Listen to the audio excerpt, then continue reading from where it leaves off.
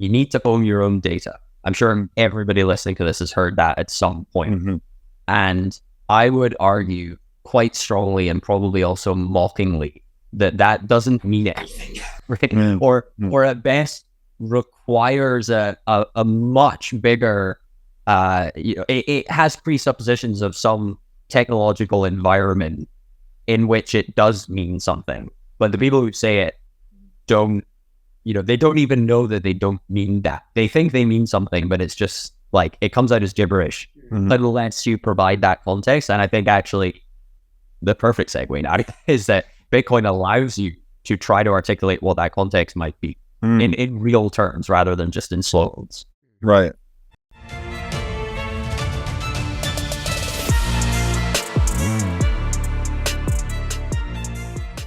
Hey everybody, welcome to the What is Money Show. I am thrilled to have you here joining me on my mission to help shine light on the corruption of money.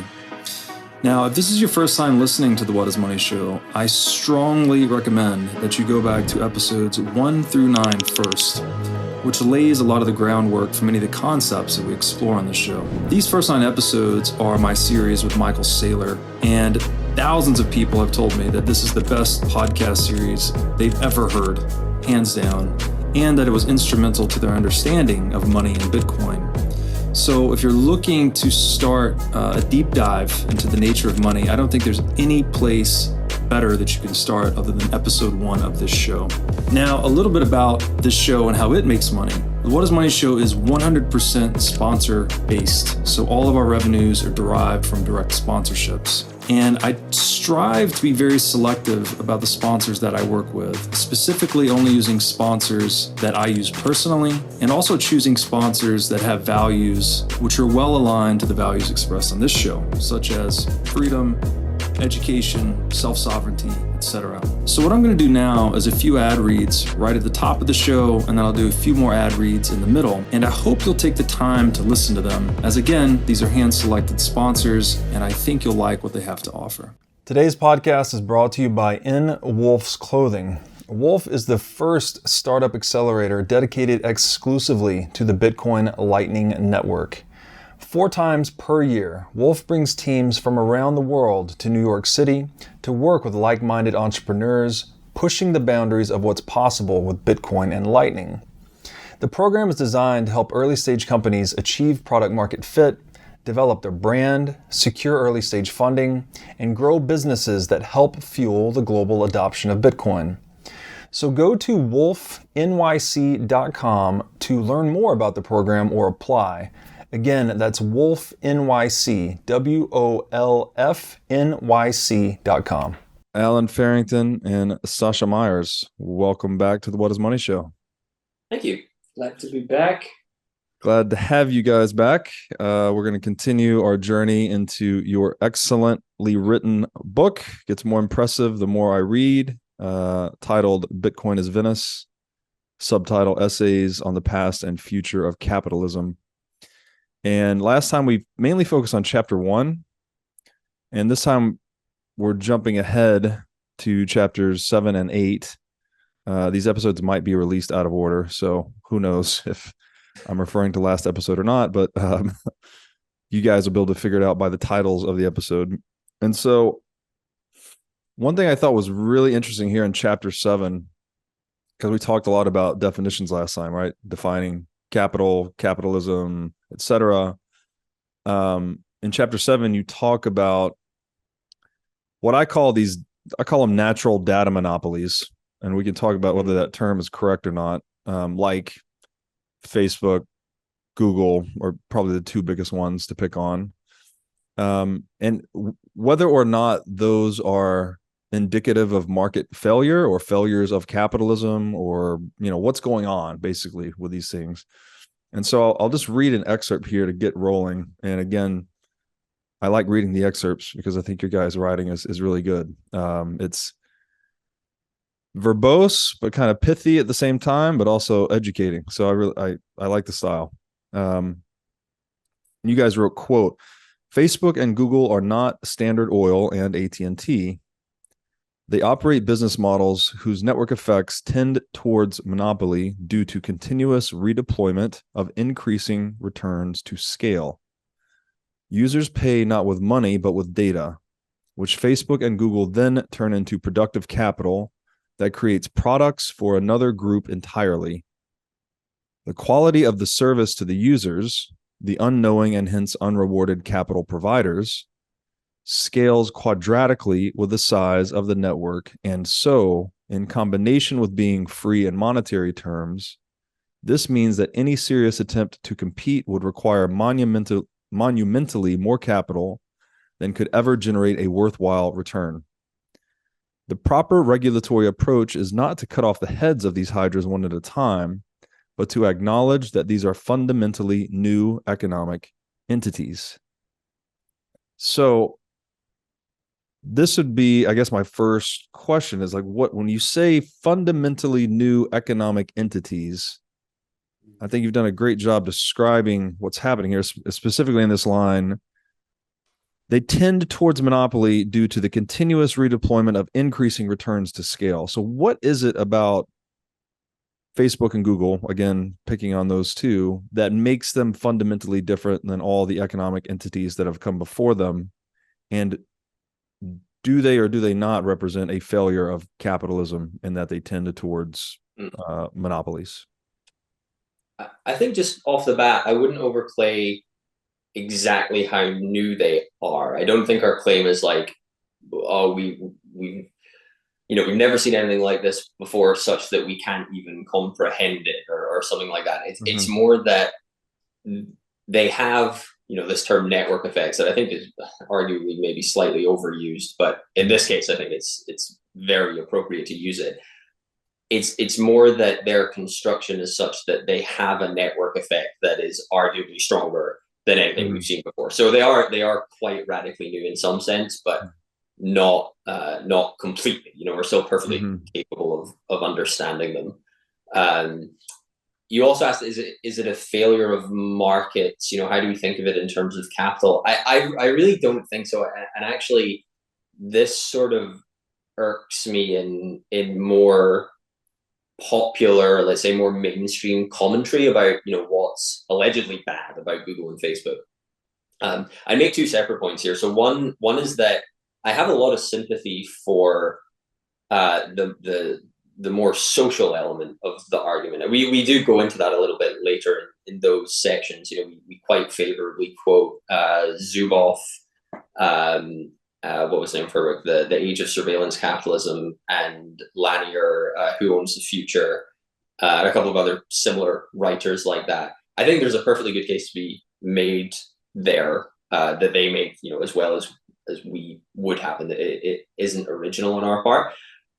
What irks me isn't that, it's mistaking that for an economic argument, which actually I think in some of those cases, even Zuboff in particular does do that. I think that's a flaw in her analysis. Less so Lanier, and Morozov is the other one, less so in his case. I think that maybe to link it quite nicely to Bitcoin as well, it's certainly, what they represent certainly isn't any kind of market failure, at the very least, because they're incredibly highly valued. I don't mean like the market caps of the companies, although in some sense that's kind of the downstream proof of how much they're valued. They have those market caps because they generate an enormous amount of profit, because people do in fact find them incredibly valuable in terms of, as is revealed by their actions in the marketplace. And so the link to Bitcoin, though, I think, is that where all of these properties intersect, so the toxic, or the allegedly toxic, some people would claim to be toxic social influence, the new economic form, and indirectly where we can bring Bitcoin into it is just that they have found a way to create capital that I guess in that sense is new as well. And so there was a bit about that in the quote you read, that most of the provision of whether you want to think of it directly as capital or what goes into creating the capital, is being done in a very new way. And I think that's sort of the starting point for a lot of the social consequences people object to. But nonetheless, it is creating enormously valuable capital. So it is very clearly evidenced, in the market that this is valued. And sorry, I've teased this a few times without actually getting onto it. I think the link to Bitcoin is that the reason it's valued that way, and in some sense, I think you could make a pretty good case that this is maybe deterministic, might be a bit strong, but almost unavoidable given the state of technology at the time of their creation.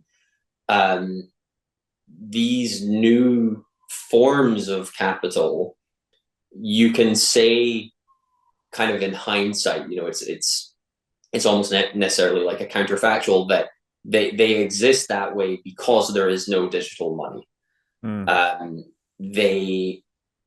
They have constructed they being these companies have constructed these enormously valuable apparatuses of capital as a necessary way of delivering these services, because the actual infrastructure supporting it is extremely costly. And they need to find a way of at least making revenue on top of that, if not profit as well. And I think in hindsight, counterfactually, you can say you maybe wouldn't need to do that if you had digital money that could more directly price what it was people were actually valuing when they consume these services, such that they could conceive of that price themselves, rather than, the classic meme, which I'm sure we probably quote at some point, maybe, ironically, I hope ironically, that, you're, what is it? If the product is free, the service, if the service is free, the product is you. Which, again, I think that's like a very Zuboff-esque thing to say, and that is identifying the right thing, but maybe being unnecessarily angry about what the real cause is. So I think that the hope with Bitcoin, the reason we go into this at all, really, is that now that there is digital money, we can start to think about how it might be better to engineer these, to start with the services is the more natural way to think about it from a consumer perspective. But then obviously what you're interested in, Robert, is the capital that goes into providing those services in the first place. Yeah. So maybe one extra layer of analysis I would add, and this is not something that's from us necessarily, but it exists out there as things people say, but it's that when you compare Standard Oil to a Google, on the side of Standard Oil, the playbook really was cornering the supply, essentially getting a large part of that supply, consolidating the market, getting enough of an economy of scale that you could then, you can then have lower costs, and you get to keep those because you're such a large player. You essentially control, you get to set prices. And so the bigger you get, the worse the deal is for consumers. And this gets back to the whole idea of consumer protection and why we would want to have antitrust laws and things like that. The issue with your Googles and your Facebooks is that the reasons why they get so big are not the same. And they're not to do with the supply, and they're more to do with the demand side. They're more to do with everyone aggregating on the same platform, because there is value in everyone going to the same platform. If everybody's on Facebook, there's a clear advantage. And that network having more users, there are more connections that can be made. If people use Google, all of the search terms that go on there help improve the algorithm so that the search results get better and things like that. So you're getting a different business model. And if you were to, so what happened to Standard Oil, AT&T's, they eventually were split. They were broken up into loads of little pieces, right? If you were to do that with Facebook, or let's say Google, if you split the search engine, I don't even know how you would do that, but you would somehow split it in 10 different little companies. What would end up happening is one of the 10 would simply start outgrowing the other 9 and end up being the dominant one again, because you need to, because whoever gets that traction gets incrementally better, so that you end up in that dominant position again. And there isn't really anything intrinsically evil in that growth and that taking of market share, because it's just is a nature of the type of businesses that they operate and how they're very different because of the digital factors, because of the network effects, because of the zero incremental cost. It's just a different business model. And then this leads to discussions around how could you have an internet that understands that that business model will exist and is valuable to people, but also structure it in a way that empowers the individual more than large enterprises. So I think that that's where we're going in terms of creating infrastructure on which we can build, and maybe not have to go to the big walled gardens that a Google and an Alphabet and a Meta or Facebook. Sorry, I'm changing the words now because it's their fault, really. It's their fault. They changed things. So yeah, I'll stop there. But I think that extra element is important to add. It's not novel to us, but it then leads into the next leg of the discussion, which is what you were alluding to. I'd add a few things to that, actually, just to tie some of this together.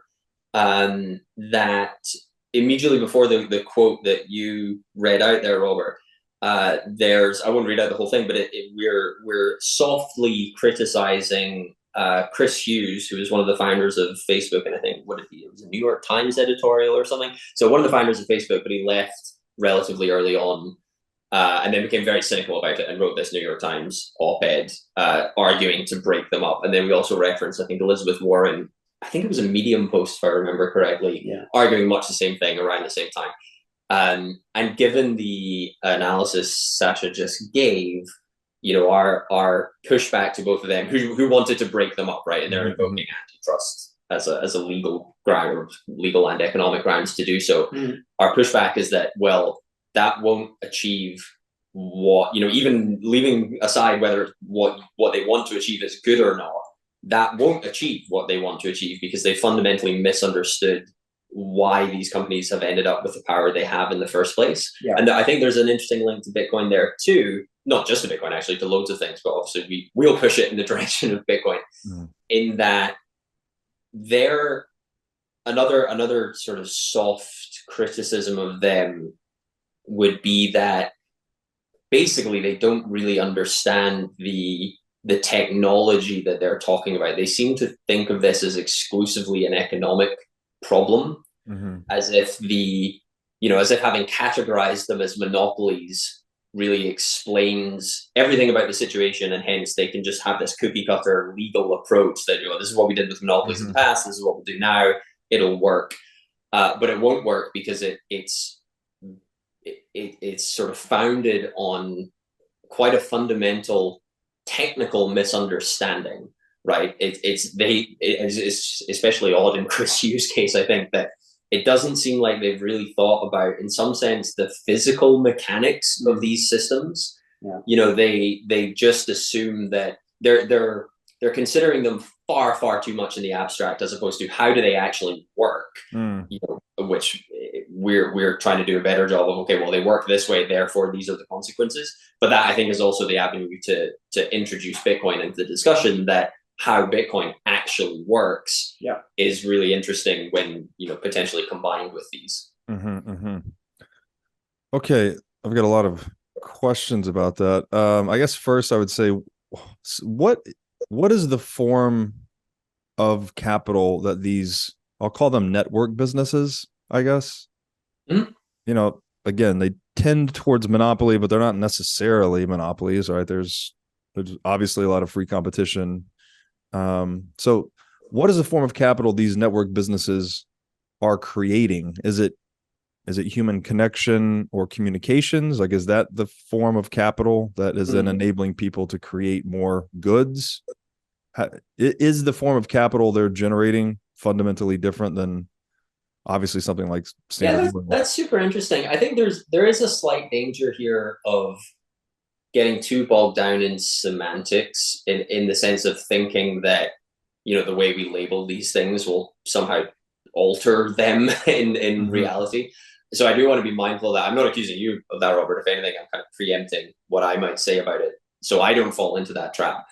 But I can think of two clear and quite distinct answers. So one of them actually refers back nicely to your last question, which is that there's enormous physical infrastructure that goes into providing what they provide. And I think that's the part that, in particular, Zuboff, again, I gently criticized her, even though I was also praising her before. But her line of thinking and the relatively mainstream line of thinking attacking Google and Facebook, I think just completely ignores this. They don't seem to appreciate, and it's back to this kind of almost technological realism of what is actually required physically in order to enable the services they enable, and so part of it, or part of the answer to what is the capital, I think, is very clearly that it's I guess it's a bit dry to think of it this way, but in terms of the capex, tens, if not hundreds of billions of dollars. I mean, we were saying before, right? Maybe into the trillions. I'm not sure exactly what the number is, but it's enormous, and it's predicated on their economic model, which again, people clearly voluntarily contribute to. Yeah. So that's one answer, right? That they're able to compound capital that way, and that was part of the quote as well, right? That it was continuous redeployment of increasing returns to scale. That's where that comes from. But I think what you alluded to in the question, Robert, is very interesting. Is more philosophically interesting in terms of this discussion. That I think they create enormous cultural capital as well. I think if anything, people are aware of that because that's what they immediately conceive of the service as really being. And if anything, that then we maybe don't want to veer into this again, but that's exactly why they have the misunderstanding. It's why they have probably a fair criticism in some cases, that if the criticism is precisely that people don't really realize how these things work, then it's fair. But obviously if the criticism is itself predicated on not understanding how they work, then it's obviously a bit misguided. But I think it's definitely fair to say that the service that they provide, the ultimate reason that they are profitable, because they have users, is enabling communication, I guess, which is it would be hard to argue that isn't a form of almost external capital that they're creating for their users. I think that's fair. So I don't have a good answer as to what type of capital they have, how different that is. But I think if we think about the way in which it's accumulated, and the value or the process that's driving that accumulation, what we can point to is, on the one side, and it's kind of back to what I was saying before, a Standard Oil, the secret sauce is in economies of scale on the supply side. So that's very, very well understood, and we know how to deal with that if it ever gets to such a dominant position that it can cause issues with monopoly powers, things like that. In the new world, there are different names for it. One name would be economies of scale on the demand side, and someone like Ben Thompson would call it aggregation. Aggregation of demand, aggregation theory is his name for it. So essentially, the value that you're providing here is that you have coordinated, you have gathered such a big group of people to come to one service, and that coordination has value because one extra person provides value to everyone else that's also there. Right. So I guess you could say the type of capital they have is a aggregation theory, aggregation style value, or a demand side economies of scale, which is a different way of saying network effects in a way. Like they're all somewhat interchangeable. Like they have slight differences, but I think for the purpose of this discussion, we can broadly say that they are describing similar things. I think maybe it's a nice segue to to being a bit more explicit about Bitcoin, Yeah. almost as like a summary of all of this, a sober analysis, again, certainly as opposed to Chris Hughes, Elizabeth Warren, I'd again argue probably also as opposed to Zuboff and that more mainstream view, is to firstly acknowledge that there are enormous costs and there is vast valuable infrastructure. Yeah. Also to acknowledge exactly what Sacha just said, that there's there's clearly incredible value provided by that infrastructure. Mm-hmm. Also to acknowledge, but crucially to not be confused about the source of the potential social ills of the way in which this demand is met. Mm-hmm. And having diagnosed these as quite separate from one another, think about, could this have been engineered differently? And I think this is the source of my going right back to what I said at the start, my frustration with the more mainstream position is that I honestly think the more mainstream position assumes the answer is yes, just because they don't like the status quo, right? It's like, well, of course this could have been engineered differently because, greedy capitalists, or whatever.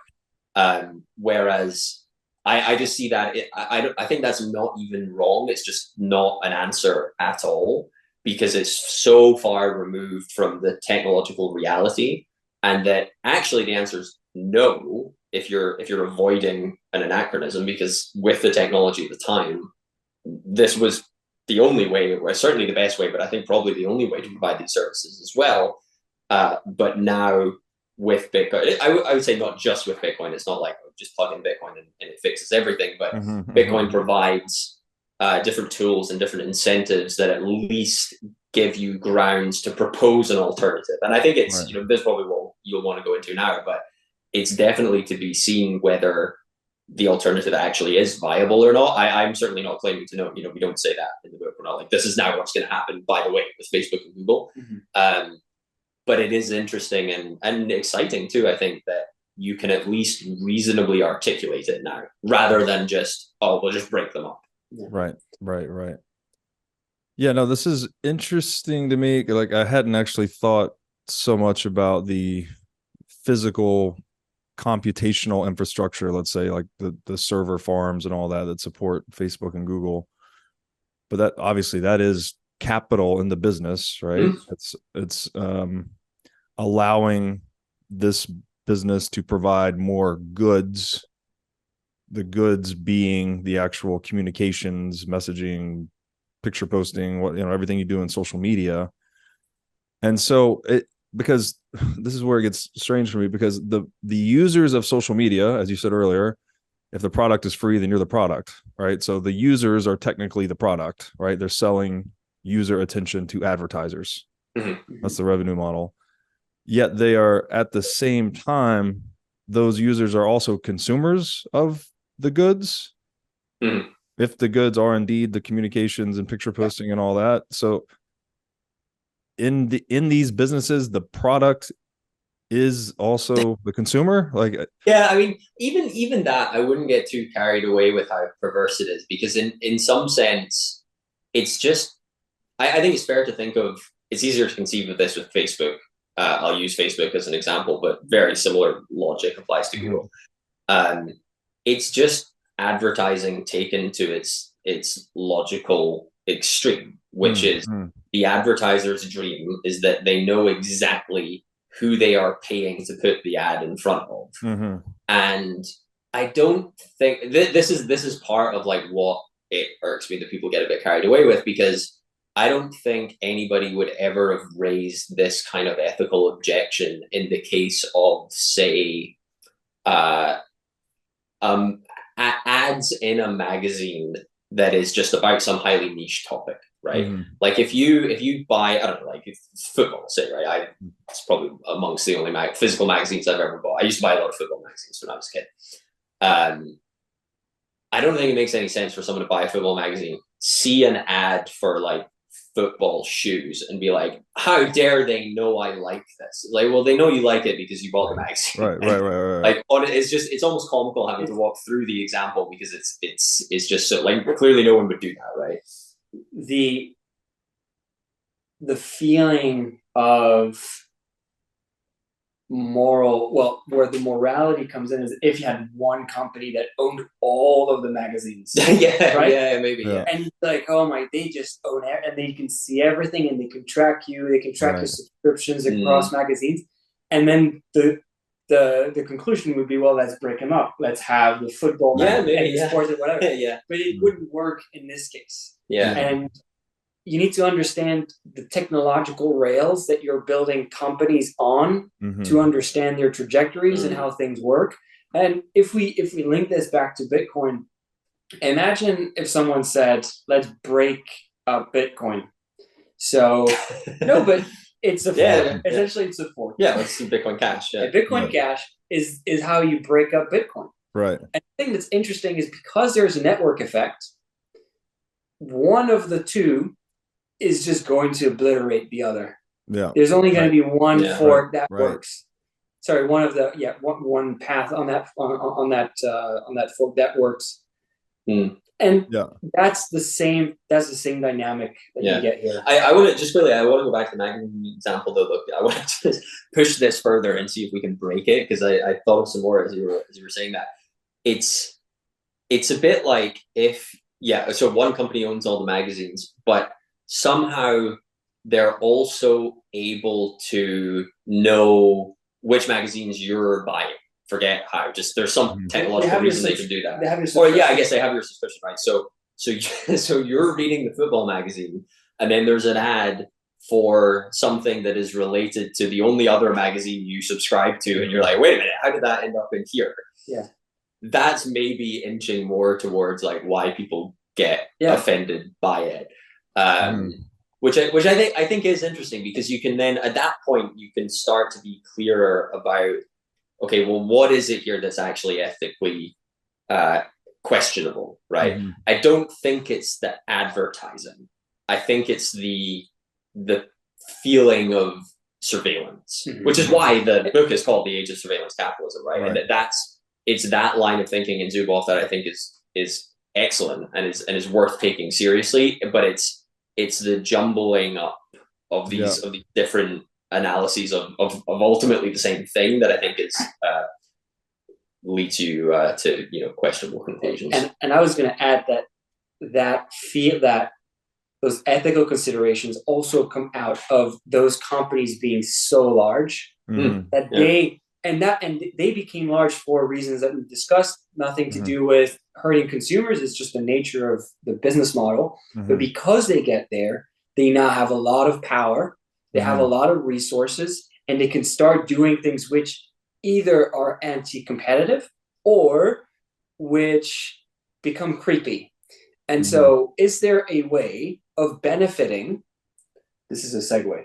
Is there a way of benefiting from this aggregation of consumers, the network effects? Can you have a network where you do not give the power of the network to one entity, and that entity benefits from having that aggregation on the demand side?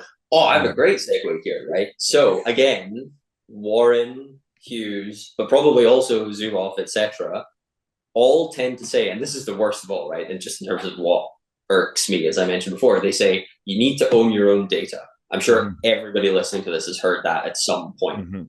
And I would argue quite strongly and probably also mockingly that doesn't mean anything, right? Or at best requires a much bigger, it has presuppositions of some technological environment in which it does mean something. But the people who say it don't, they don't even know that they don't mean that. They think they mean something, but it's just like, it comes out as gibberish unless you provide that context. And I think actually the perfect segue now is that Bitcoin allows you to try to articulate what that context might be in real terms rather than just in slogans. Right. If you are a business owner or manager, you should know these three numbers: 36,000, 25, and 1. 36,000 is the number of businesses that have upgraded to NetSuite by Oracle. NetSuite is the #1 cloud financial system, which allows you to streamline accounting, financial management, human resources, and more. NetSuite turns 25 years old this year. That's 25 years of helping businesses do more with less, close their books in days rather than weeks, and to drive down cost. And finally, one, because your business is one of a kind. So with NetSuite, you get a customized solution for all your key performance indicators in one efficient system with one source of truth. NetSuite is everything you need all in one place. Right now, you can download NetSuite's popular KPI checklist designed to give you consistently excellent performance absolutely free at netsuite.com/whatismoney. That's netsuite.com/whatismoney to get your free KPI checklist. Again, netsuite.com/whatismoney. Now I'd like to tell you about our sponsor, iCoin Technology. iCoin has just released a sleek new hardware wallet. It looks like a mini iPhone, a little touch screen and camera on it. The device has no Wi-Fi, no cellular connection, no GPS. It's a strictly physically cold hardware wallet. Like I said, it's got a high-res 3-inch touchscreen. It's got a camera for air gapping the wallet. It's got optional Bluetooth compatibility. And it's really a brand new UI, UX experience for a hardware wallet, making it very accessible, easy to use, not intimidating. And as we always talk about on this show, the only way you can truly own your Bitcoin is by having it in self-custody. So you need a device like iCoin Wallet to truly own your Bitcoin. Go to iCointechnology.com today and use promo code Bitcoin23 for 30% off of this new sleek hardware wallet. Okay, that was one of my next questions. What is the specific way Bitcoin fixes this? And is it just that, letting users, let's not say own their own data, but monetize their own data rather than just, I sign up for Facebook, all my activity on there, all my attention is being sold, right? I get none of that revenue. I just get to consume the communication infrastructure as a good to me, but all my attention is being sold to advertisers. Somehow Bitcoin, a Facebook in a Bitcoinized world now lets the user participate in that revenue. Is that the shift here? So I'd start with identity, in that when you can start paying for things and you can identify yourself because you own your credentials and they're not owned by a third party, that you enter you enter their walled garden and now you can operate. So you sign into Google and now you're in a safe environment. You have your own keys, you have your own credentials. You do not need a third party to verify who it is that you are. You are interacting with different services based on you and you alone. And you can verify who you are through simply your own credentials that you are in control of. So you're not relying on a third party. So that's the first thing here where when we think sovereignty of the individual and things like that. That's the first thing, is you do not need anyone to verify your identity. Right. So I don't know what do you want de-risk you from platform. Yeah, that's interesting. I probably would have mentioned that a bit later, but I think you're probably right. No, I would have mentioned it later because it would have occurred to me later, but I think it is probably sort of conceptually prior. And I don't know how deep you want to get sort of technically, partly because eventually I'll get out of my technical depth as well, which would not be great. So we've got to stop before that. But something exactly like Nostr, which I don't think existed at the time we were writing the book, or it may have in very, very early form, but I guess the humbler version would be we didn't know about it, so it's not in there. But it'll be in the second. Completely seriously, it will have to be in the second edition because of what's happened since. Nostr is a perfect example of this, in that it's completely reliant on. Well, I wouldn't even say it's reliant. It's that's making it seem a lot more profound than it is. It just is credentials. It's based around the idea of having sovereign credentials, but crucially, I gotta be careful exactly how I say this, but maybe if I say it loosely enough, it won't offend anybody. It relies on Bitcoin, right? It's not worth going into exactly how it works and exactly how it relies on Bitcoin, but in order to provide a means of monetizing the infrastructure, because all these costs still exist, right? Basically, one of the things about what Nostr does is it takes it's not exclusively Facebook and Google, but it takes Facebook and Google-esque infrastructure and distributes them, right? So it encourages not quite everybody, I don't think that's exactly right, but encourages a distributed network of people to each run part of the same ultimately physical infrastructure. Right. And in order to incentivize that, you simply need Bitcoin. There's just no way of doing it prior. And it's interesting because, so to get a little bit more technical again, there were proposals for doing this without Bitcoin that basically got nowhere precisely because of the cost issue. And ultimately, you know, where they were very, very similar to Nostr in that it was just dependent on public and private keys. Like that's actually what Sacha mentioned before. You don't necessarily need value for, in theory, let's say, right? It's really just about being able to prove who you are, which is readily achieved with public and private keys. It's when you try to scale it and you realize that there are real world costs, basically, because you can, I mean, this is even true on Nostr, but it's interesting to think about exactly how it's avoided. That if it was only dependent on identity, it would be completely vulnerable to a Sybil attack, right? Because you can just make up as many identities as you want and claim to be as many people as you want. But the thing is that identity alone is not enough. You need identity and value. Right. And that's which is a very nice way of just, you know, packaging like, okay, well, that's Nostr and that's more Lightning, I guess, in Bitcoin, but Nostr is identity, Lightning is value. Together, they, you know, you can actually achieve something. Right. Yeah. Again, this whole, like this broader theme of Bitcoin bringing the consequences or properties of physical reality into digital reality somehow, right? Like the identity needs to have some cost to it so that you don't get the Sybil attack. Is it, again, these terms get muddied for me a little bit, but like almost the network effect, let's just say of Facebook, right? The network effect, everyone's there. So me as a consumer, I prefer to be there because everyone's already there. And then as joining, like I'm another node on the network, I've increased the number of connections exponentially, right? So every new user increases the number of connections exponentially. So that gives it this kind of Metcalfe's law, whatever valuation model that old companies don't have, right? These network businesses have different valuation multiples that didn't exist in Standard Oil, for instance. Is that the supply? Is it like that's almost what is being?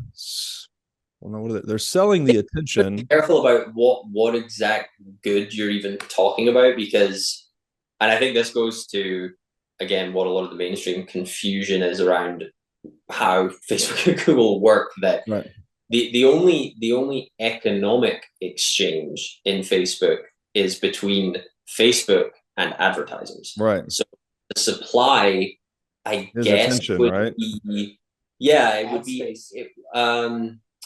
Yeah, well, it's kind of, you can maybe conceive of it in a few different ways. It's ad space, but it's also like services around the ad space, because it's highly targeted ad space that has been, you know, concocted basically on the spot based on knowing so much about the people who are providing their own data for free. Yes. There's different ways you can conceive of it, but that's where the actual economic exchange happens in Facebook, which is confusing. Yeah, I mean, I think most people probably at this point they're vaguely aware of this, but I even now I would imagine most people probably couldn't explain it correctly, like completely correctly.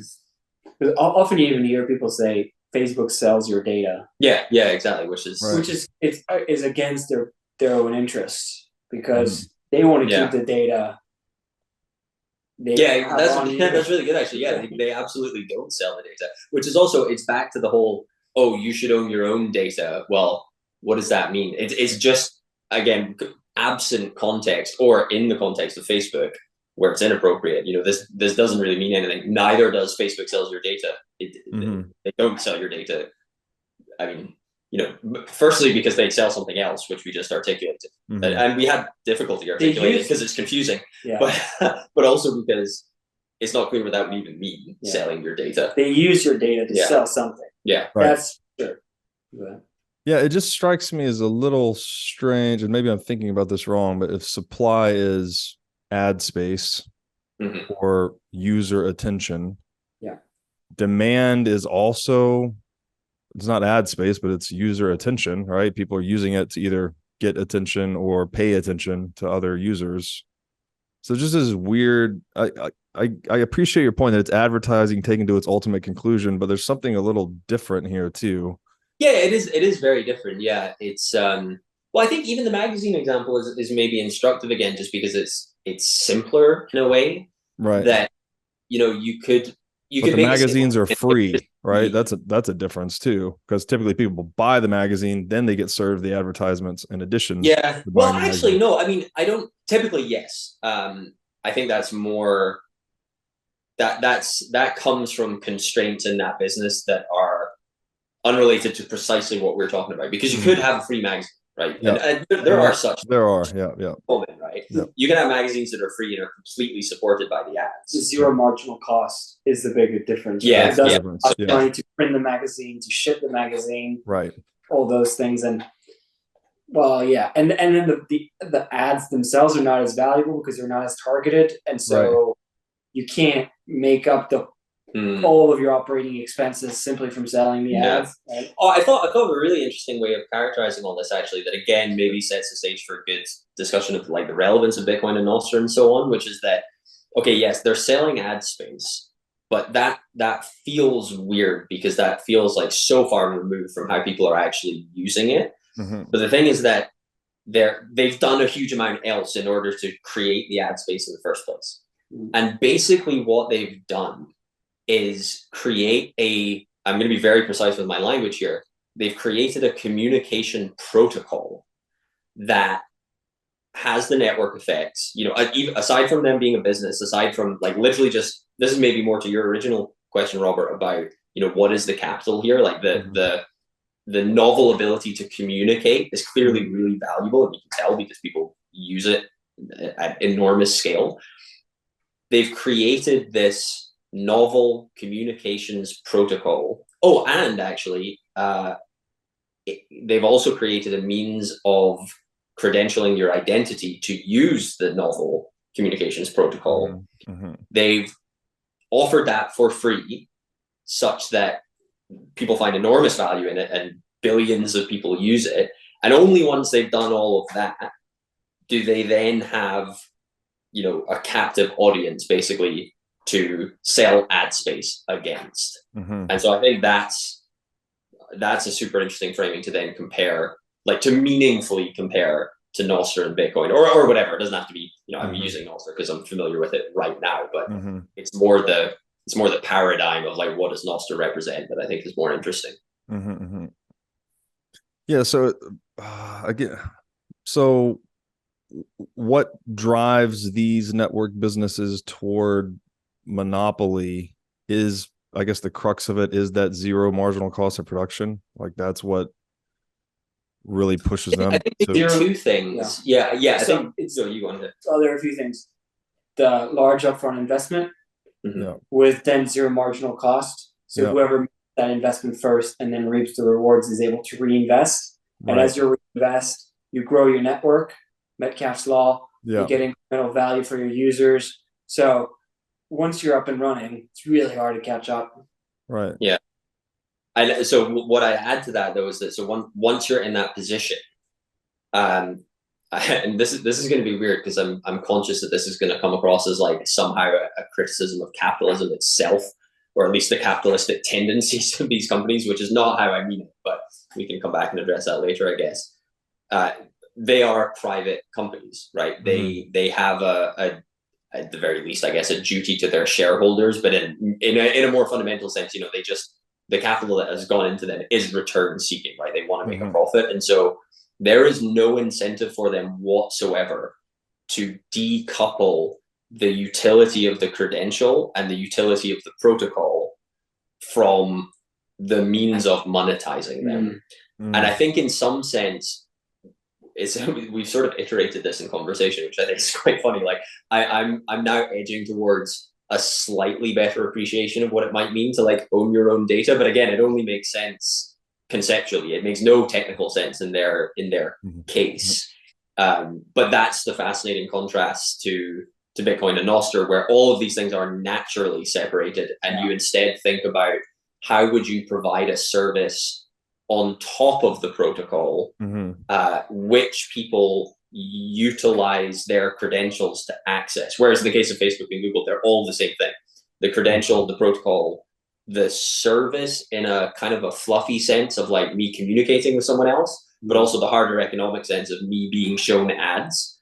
It's all the same. And it's all, let's say, selfishly motivated. Again, I'm wary there because the solution is not, goddamn greedy capitalists, break them up. The solution is understanding the technical reality that creates that in the first place. It's the way you're saying it's bundling a number of things. If you were, so you could unbundle it, which is another way of saying you could break them up, but breaking them up in a different way. Not breaking them up in the, we'll have three companies doing the exact same thing, but different parts of that value chain are provided by different services, and by doing it that way, you provide more sovereignty to individuals, which is what Nostr is doing, sort of, right? Like Nostr. I think so. Yeah, I think it's ultimately, and it, like, you have to be clear about the incentives, right? Like that's a perfect introduction to then like how does Bitcoin fix this? That Facebook and Google have, I wouldn't even say no incentive. They have a very strong disincentive to unbundle. I'm not even sure what that would mean technically, but even if you came up with a way that could be technically achieved, they absolutely wouldn't do it.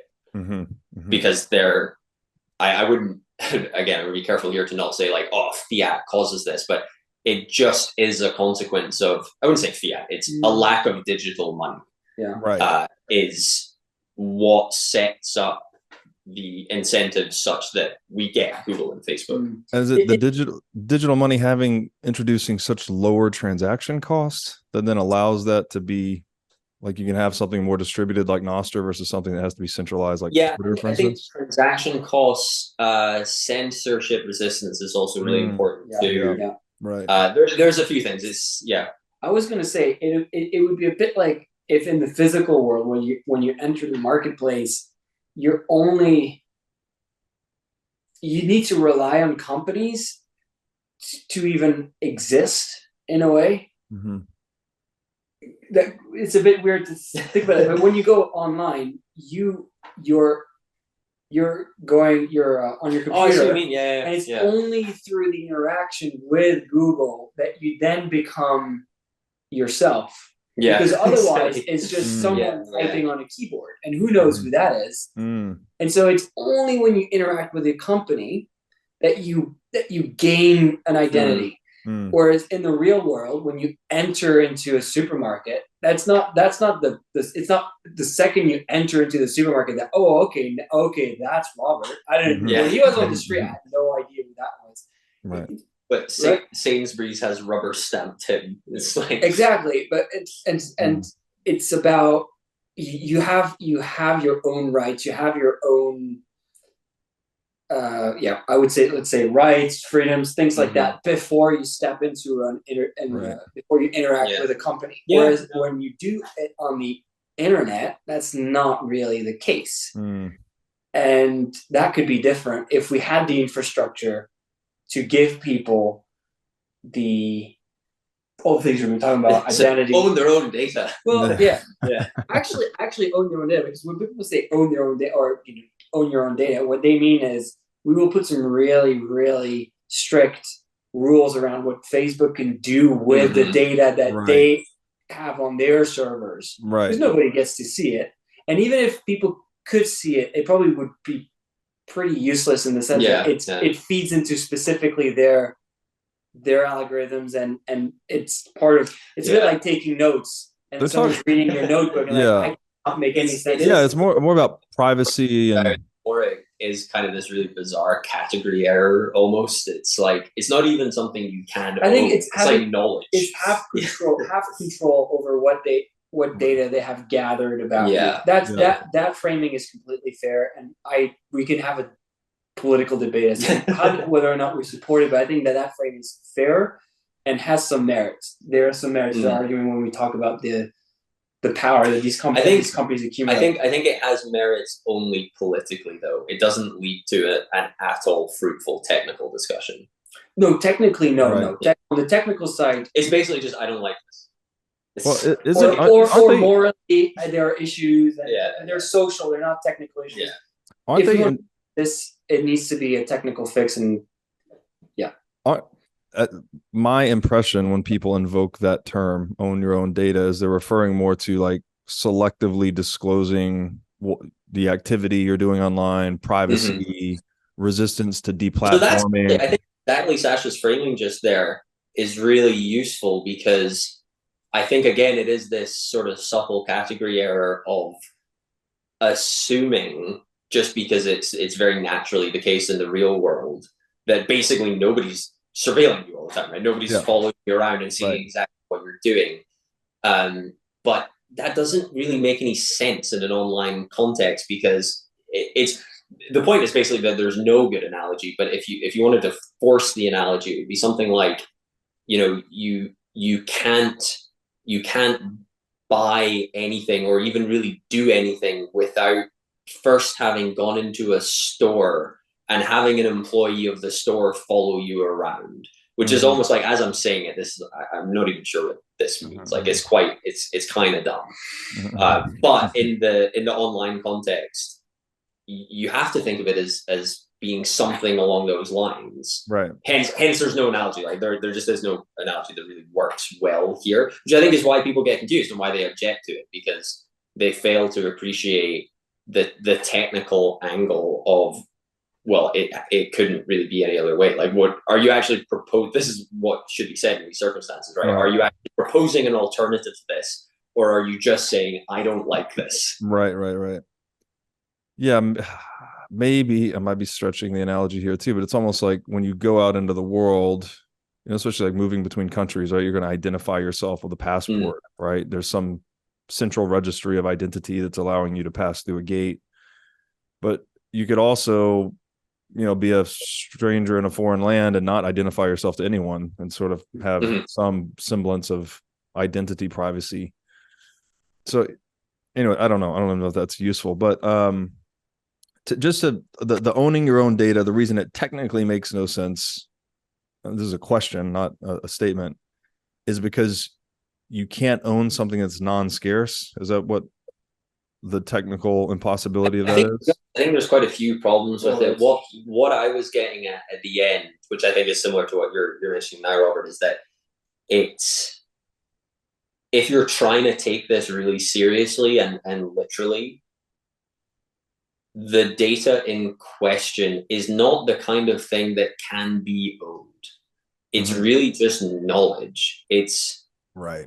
What it actually, what is meant in that case is the product of surveillance. So again, to force the physical analogy just for the sake of it, it would be like if you were, in fact, you had, like, I don't know, somebody hired a private investigator or something to follow you around, and they took a note of everything you did, and then you turn around and say something like, you can't know that anymore. Like, you're not allowed to know that. Right. I don't know what that means. Like, I really just don't know how to interpret it in a coherent way. Right. You can take your file, but then, as you said, if you can copy paste it and I mean, you can take their notebook away, but like, what if they just remembered? Right. Yeah.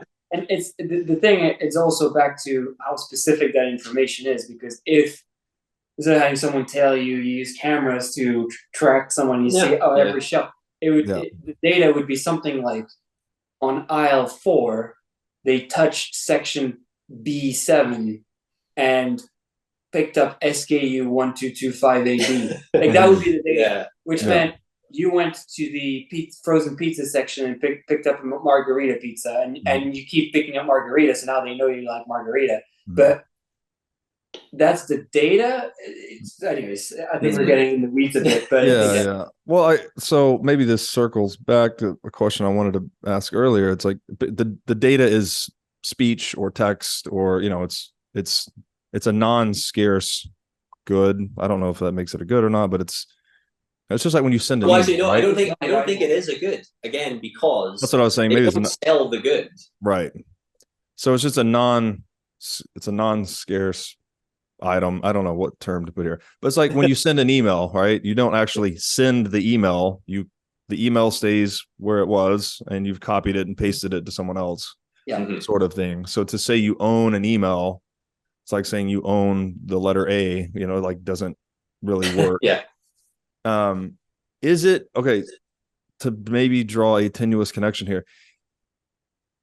These network effects that these network businesses achieve, is it because they're dealing in data, which is something more like language, and languages tend to have these network effects?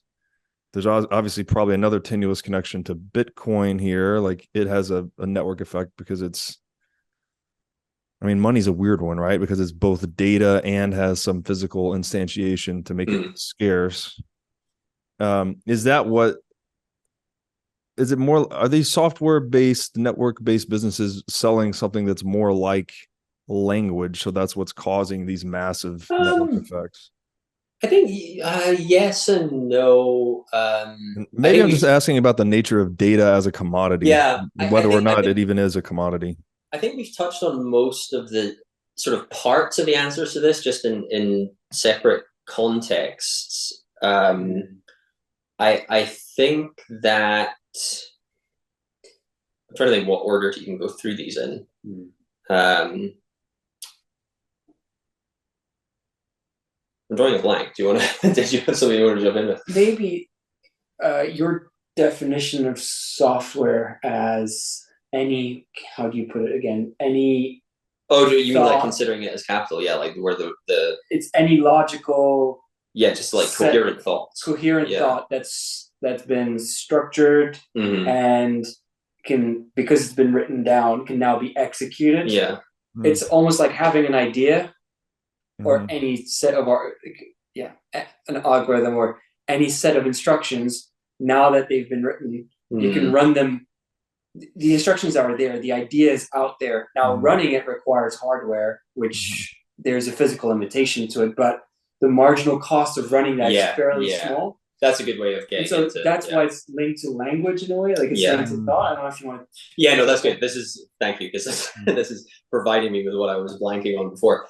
The fact that it is at once capital in some sense, but information probably in a more important sense, means that the marginal cost is not quite zero, but is very, very close to zero. And I think where that leads in terms of rounding all of this off is there have been such a thing as network effects in businesses before, right? We didn't invent that term to explain Google or Facebook, but there have probably never been such intense network effects before for that reason, for this novel combination of use and cost that to bring up one other point we've mentioned a few times as well, that in order to understand properly, I think you need to have some appreciation at least of the technological reality that's causing it, right? And again, as opposed to just it's a monopoly or whatever. Right.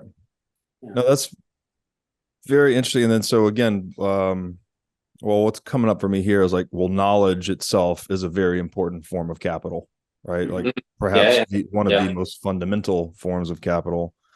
Ayn Rand goes, I just finished Atlas Shrugged not long ago. She says something like, try to make your next meal without relying on the things you've learned from the past, right? Like all of this knowledge has been accumulating over time. You can't just trying to make a sandwich from scratch.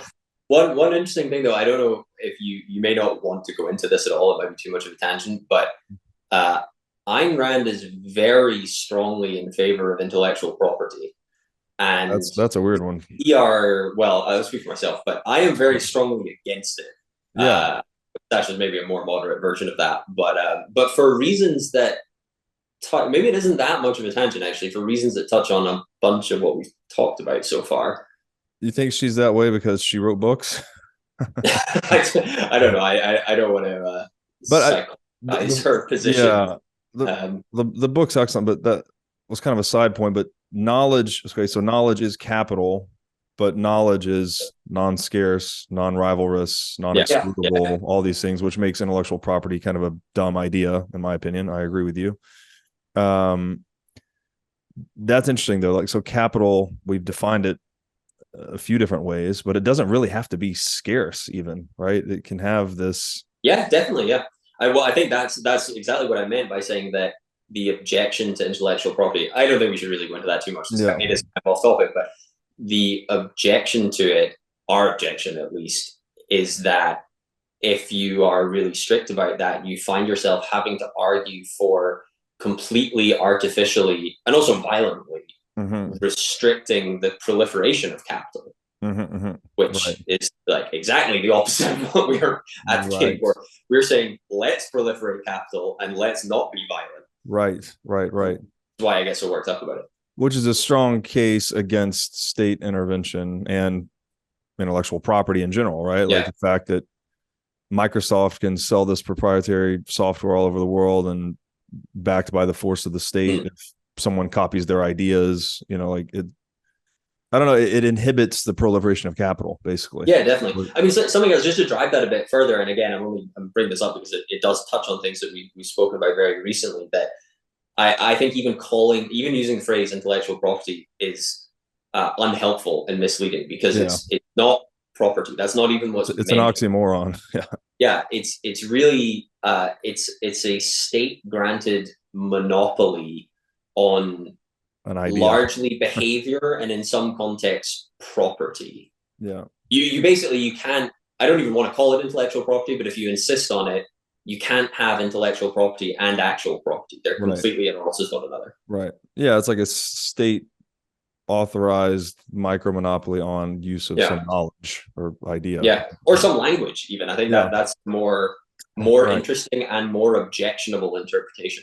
Right. And that's actually something, this maybe is worthwhile. It's kind of right on the cusp of being an unworthy tangent, but in the case of software specifically, I think that's where it becomes by far the most objectionable, because on the one hand, software is, it's information. You could say it's a language as well. I don't mean in the sense of like different programming languages. I mean, it's slightly more philosophically, all software is a form of language.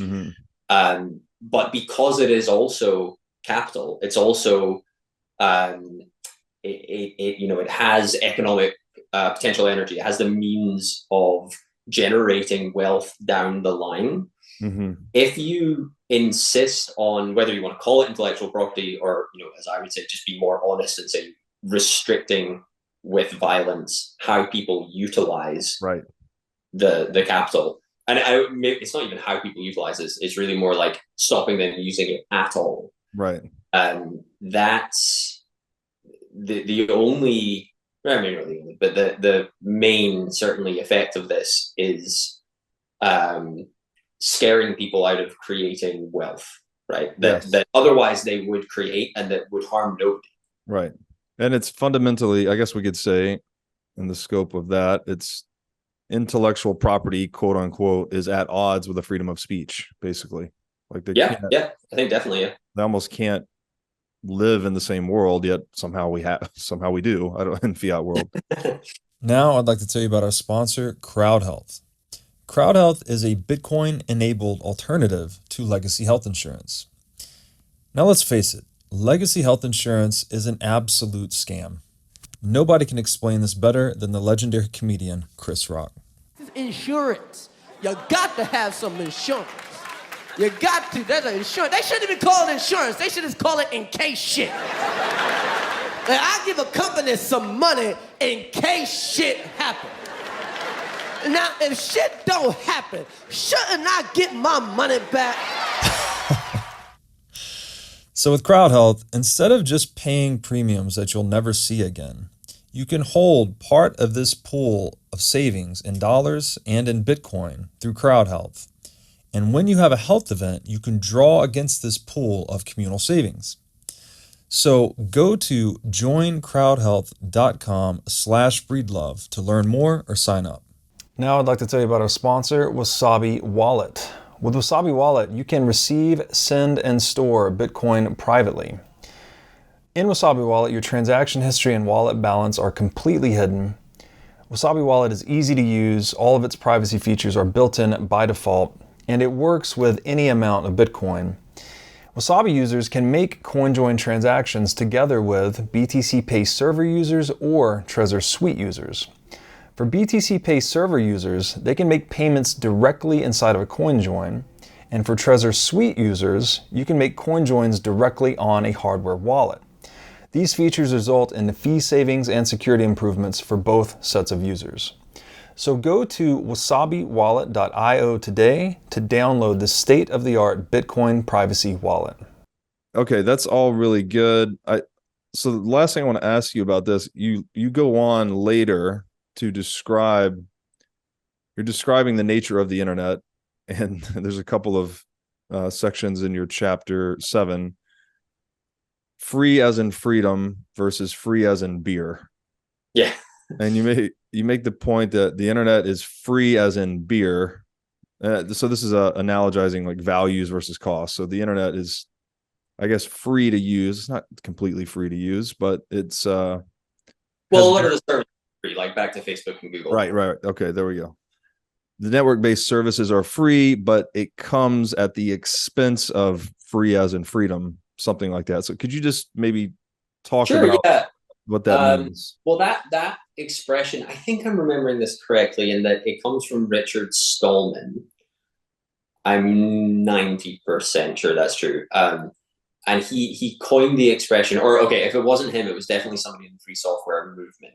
Mm-hmm. And whoever it was coined the expression in order to both kind of wittily draw attention to, but then, make more serious points about the fact that in English, the word free has these two completely different meanings. Mm-hmm. And that's actually really unhelpful or was at the time very unhelpful for the free software movement, because people misunderstood. They meant free as in freedom, yes, but they were frequently misunderstood as meaning free as in beer. Right. And so their concern, which is in some sense, I guess superficially, it's a legal argument they're making, but I think it's fair to say, in light of the conversation we're having, that it's a cultural one as well. Mm-hmm. That software should be free as in freedom, mm-hmm, as in everybody should be able to use any software, and probably more importantly, or more practically importantly, modify and redistribute software, yes, however they like, without any threat of violence against them.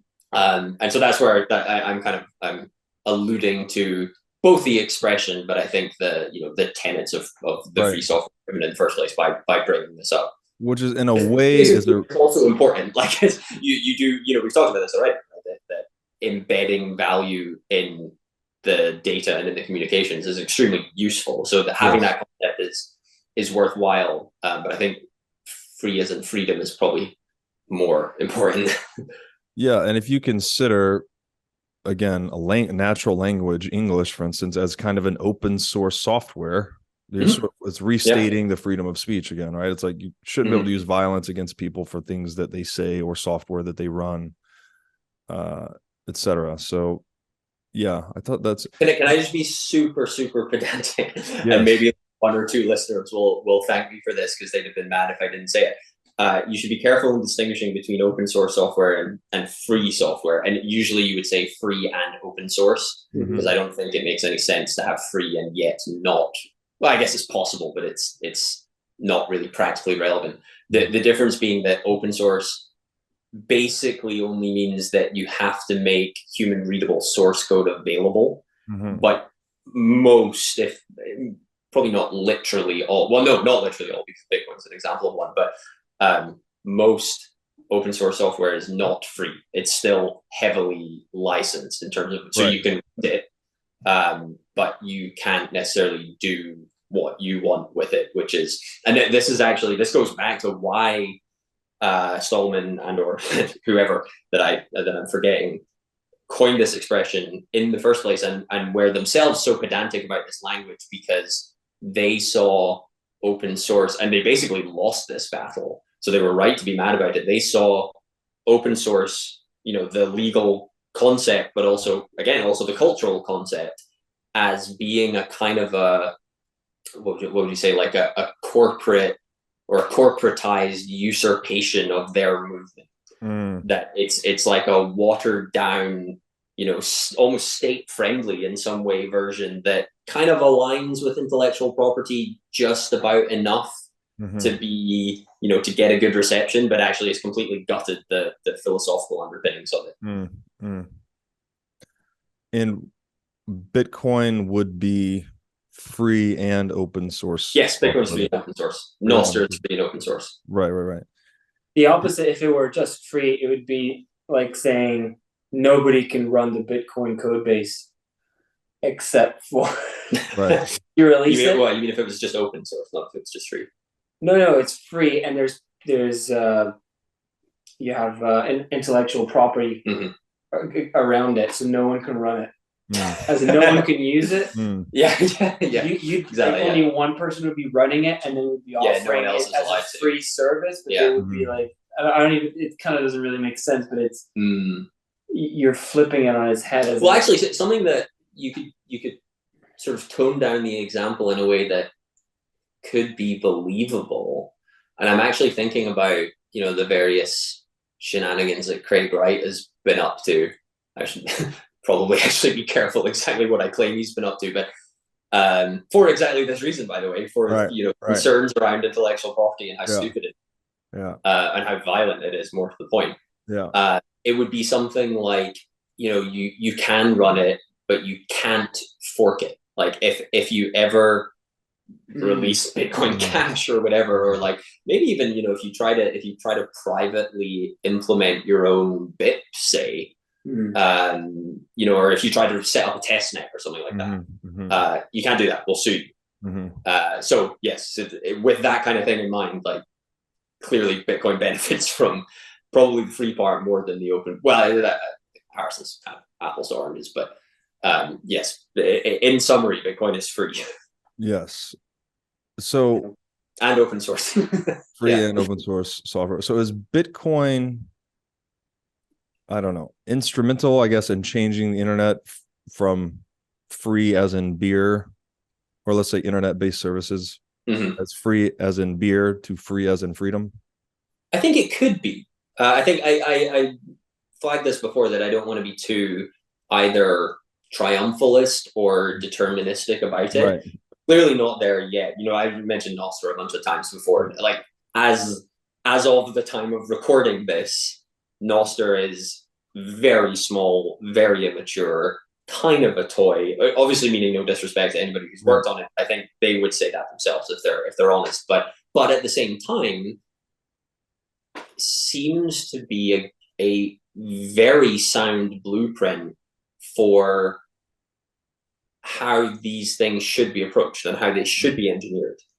And so I think, and you'd have said very similar things about Bitcoin not too long ago too, right? And even in the case of Bitcoin, you probably now, you wouldn't say it's finished by any stretch of the imagination, neither technically nor socially, but likewise seems to be clearly going in the right direction, seems to be clearly a sound, kind of pun sort of intended, basis for engineering that particular system as well. So the groundwork is there. The theory is, or seems to be, sound as far as we can tell.